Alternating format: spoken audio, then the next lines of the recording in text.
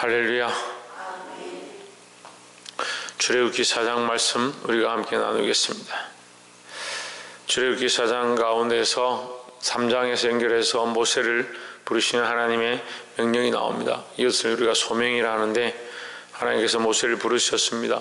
그럼 모세는 당연히 하나님의 명령에 응답해야 합니다. 우리도 인생 가운데 하나님의 은혜로 이곳 가운데 있습니다. 우리는 날마다 하나님의 은혜 앞에, 하나님의 그 말씀 앞에 응답해야 될 줄 믿습니다. 내가 원하는 대로 사는 것이 아니고 내 뜻대로 사는 것이 아니고 하나님 부르셨음을 알고 그 앞에 응답하고 그 말씀과 명령에 순종할 수 있는 저와 여러분 되시기를 주의 이름으로 축원합니다. 4장 1절에 모세가 대답하여 이르되 그러나 그들이 나를 믿지 아니하여 내 말을 듣지 아니하고 이르기를 여호와께서 내게 나타나지 아니하셨다 하리이다. 이제 모세의 약간 불신들이 일어나기 시작합니다. 사실은 하나님의 역사가 작아서 모세가 불신하는 것이 아니고 누구를 두려워하느냐? 이 애굽 사람들을 두려워하는 겁니다. 결국 우리 인생이 왜 하나님 앞에 믿음을 보이지 못하냐? 세상을 더 크게 여기고 세상에 있는 많은 것들을 두려워하기 때문에 그렇다는 거죠. 우리가 세상보다 하나님을 크게 여기고 나보다 하나님을 더 존귀하게 여기면 두려울 게 없다라는 겁니다. 하나님을 귀하게 여기는데 우리가 두려울 게 뭐가 있겠습니까? 근데 많은 사람들이 하나님보다 세상을 두려워하고 하나님보다 자기를 크게 여기니까 이게 두려움이 있다는 거죠. 그래서 결국 뭐합니까? 불순종한다는 거죠. 4장 2절에 여호와께서 그에게 이르시되 내 손에 있는 것이 무엇이냐? 그가 이르되 지팡이니이다 했습니다. 지금까지 모세가 들고 다녔던 이 지팡이는 양머리를 치는 데 썼습니다. 그래서 이 지팡이는 아무것도 아니고 그냥 모세가 들어서 휘두르는 대로 양의 방향들을 인도하는 그냥 죽은 막대기밖에 되지 않았습니다. 근데 그것을 하루 이틀 들고 다니는 게 아닙니다. 모세에게 확실히 이 지팡이는 아무 능력이 없고 아무 생명이 없는 그런 존재였습니다. 근데 3절에 여호와께서 이르시되 그것을 땅에 던지라. 곧 땅에 던지니 그것이 뱀이 된지라. 모세가 뱀 앞에서 피하매 했습니다. 누구보다도 제일 잘 아는 이 지팡이를 가장 가까이서 들고 있던 이 모세에게 그 지팡이가 뱀이 되는 사건은 굉장히 놀라운 사건이었습니다. 생명이 없는 것에서 생명이 나게 하시는 것이 하나님의 역사다는 겁니다. 그래서 아론의 상난지팡이도 마찬가지입니다. 생명이 없는 곳에 생명이 나게 하시고 만나도 마찬가지입니다. 생명이 없는 광야에서 생명의 가능성이 없는 곳에서 하나님께서 이스라엘 백성을 먹이시고 살리셨다라는 거죠. 그 생명이 없는 곳에 생명이 있게 하시는 것이 하나님의 능력이다라는 겁니다. 그래서 여호수아가 여리고성 그 땅에 들어갈 때 그 땅 백성들이 다리가 녹았다, 허벅지가 녹았다 하는 이유가 무엇이냐? 살 수 없는 곳에서 그들이 40년을 살고 생명이 있을 수 없는 곳에서 40년 동안 생명을 보존하고 그들이 그곳에 이르렀다 하니까 그들이 허벅지가 녹는 겁니다. 그만큼 두려운 일입니다. 생명이 없는 것들 가운데 생명이 있게 하시는 것이 하나님의 역사고 성경의 원리다라는 겁니다. 우리가 가능성이 있어서 생명이 있는 것이 아니고 가능성이 없는 지팡이와 같은 존재지만 하나님이 우리를 사용하시니까 우리에게 생명이 생겼다. 이 생명을 하나님께서 주장하시는 것이다. 4절에 여호와께서 모세에게 이르시되 내 손을 내밀어 그 꼬리를 잡으라. 그가 손을 내밀어 잡으니 그 손에서 지팡이가 된지라 했습니다. 하나님께서 결국 그 지팡이를 생명이 되게 하시고 또 다시 지팡이가 되게 하시고 그 생명과 죽음의 이 권세가 누구에게 있느냐? 하나님께 있는 것을 가르쳐주고 있다는 겁니다. 근데 이제 그렇게 보여줬는데 10절에 모세가 여호와께 이르되 주여 나는 본래 입이 능치 못한 자라 주께서 주의 종에게 명하신 후에도 그러하니 나는 입이 뻣뻣하고 혀가 둔한 자니이다. 11절에 여호와께서 그에게 이르시되 누가 사람의 입을 지었느냐? 누가 사람의 입을 지었느냐? 지금 내가 생명도 짓고 그 생명도 죽음으로 다시 이끌어갈 수 있고 죽은 것도 살릴 수 있다라고 보여줬는데 한낱 그 입술에 대한 문제를 얘기하는 겁니다. 이 모세가 참, 근데 사실 모세의 모습이 우리의 모습이죠. 하나님의 역사를 몰라서 하나님의 은혜를 경험하지 못해서 우리가 불순종하는 게 아니라 참 여러 가지 핑계를 대는 겁니다. 누가 벙어리나 기머거리나 눈 밝은 자나 소경이 되게 하였느냐 나 여호와가 아니냐. 이제 내가 내 입에 함께 있어서 할 말을 가르치리라 했습니다. 결국 하나님께서 함께 하시면 능치 못함이 없다. 할렐루야. 예, 우리의 힘으로 하는 것이 아니고 하나님이 함께 하시면 우리가 충분히 이길 수 있다는 거죠. 그럼 누가 능력을 주시냐? 하나님 능력을 주시는 겁니다. 그럼 믿는 자들에게 능치 못함이 없다. 우리가 이걸 잘 아는데 안 된다. 그런 불가능하다. 왜 생각하냐? 믿지 못하니까 그렇다는 거죠. 믿음으로 능치 못하는 역사를 볼 수 있기를 소망합니다. 13절에 모세가 이르되 주여 보낼 만한 자를 보내소서 했습니다. 14절에 여호와께서 모세를 향하여 너를 바라시고 이르시되 레위 사람 내 형 아론이 있지 아니하뇨.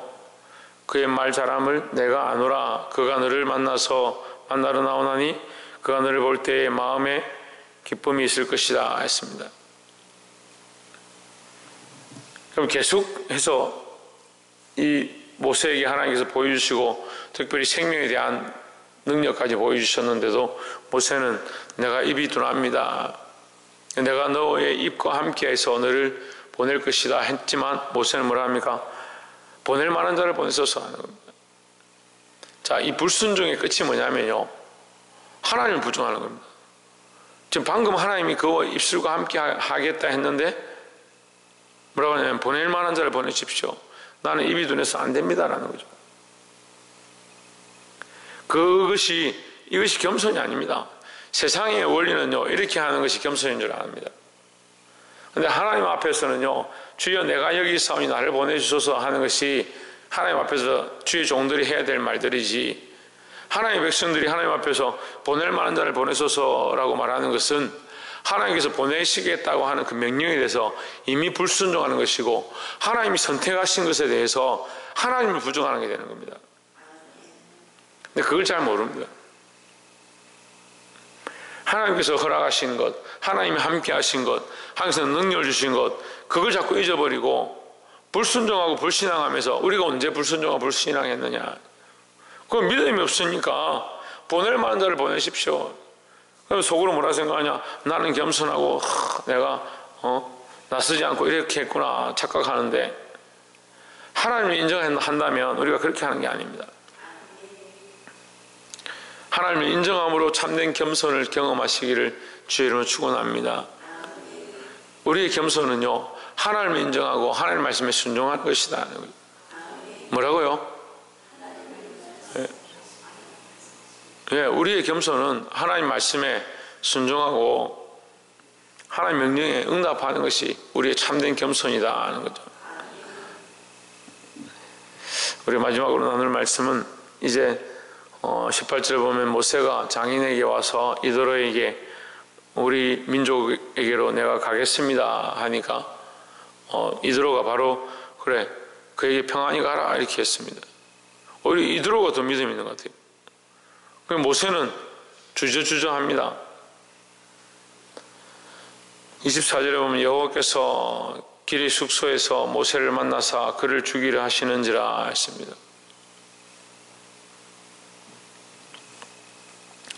자, 우리가 이 말씀을 조금 처음에는 잘 해석 못하는 사람들이 많이 있었습니다.